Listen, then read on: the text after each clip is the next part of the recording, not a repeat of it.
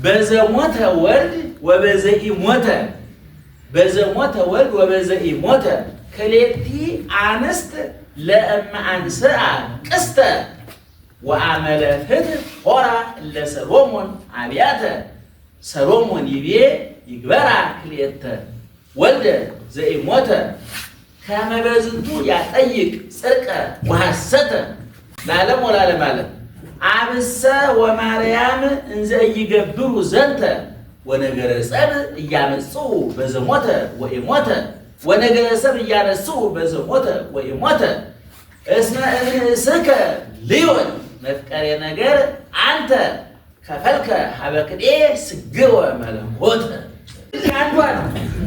ያንዷ ነው ከሁለቱ ያንዷ ነው።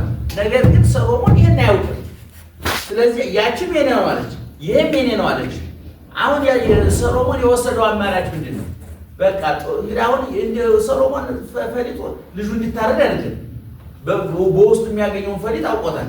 አይ በቃ እኔ የማን እንደሆነ መለየት አልቻልኩም፣ ሁለታችሁም እየተንሰፈሰፋችሁ ነው። ስለዚህ ያለው አማራጭ ልጁን እኩል ለኩቱ ሁለት ቦታ ቆርጦ ማካፈል ነው አለ። በኋላ ያቺ ያወለደችው ሴት ምንድን ነው ያለችው? ልክ ነው ይቆረጥ አለች። ይቺ ደግሞ የልጁ እናት ደግሞ ምን አለች?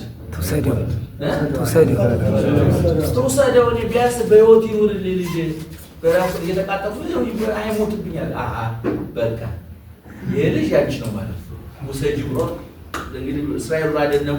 አሁን ባለቅኔው የወሰደው ይሄን ሐሳብ ነው። አያችሁ አሁን እነዚህ ሴቶች ስንት ናቸው? ሁለት። በማን የተጣሉት? በሞተው የሞተው የኔ አይደለም ያንቺ ነው የሞተው ነው። በሕይወት ያለው ደግሞ የኔ ነው። የሞተው ያንቺ ነው እኮ ነው። የሞተው ያንቺ ነው፣ በሕይወት ያለው የኔ ነው። ያንቺ ነው የኔ ነው ጥቅሉ። እነሱ ተጣሉ። ሰሎሞን ያረ አሁን ግን ወደ ቅኔው ስንመጣ ወደ ወርቁ ስንመጣ አብሰ ወማርያም እንዘ ይገብሩ ዘንተ ምን ሳያደርጉ በየትኛው ወደ በሕያው ይሄ የኔ ነው።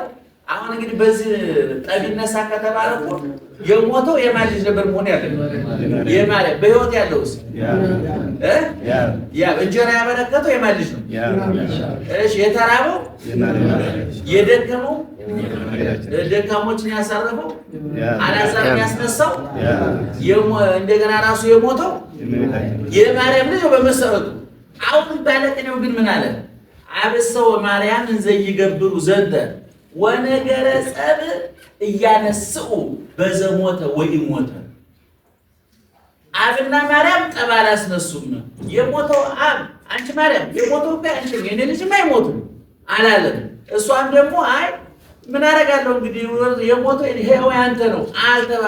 እነሱ ተስማምተው አባትና እናት ተስማምተው እሱም ዝንቱ ወልዴ እያለ እሷም ወልዴ እያለችው አንተ ምን ቆረጠኝ ብለህ ነው ሁለት ቦታ ከብለ ፍጡርና የፍጡር ሁለት ባለ ሁለት አካል የምትለው ነው። ቅኔው ሐሳቡን ለማለት ተፈለገ።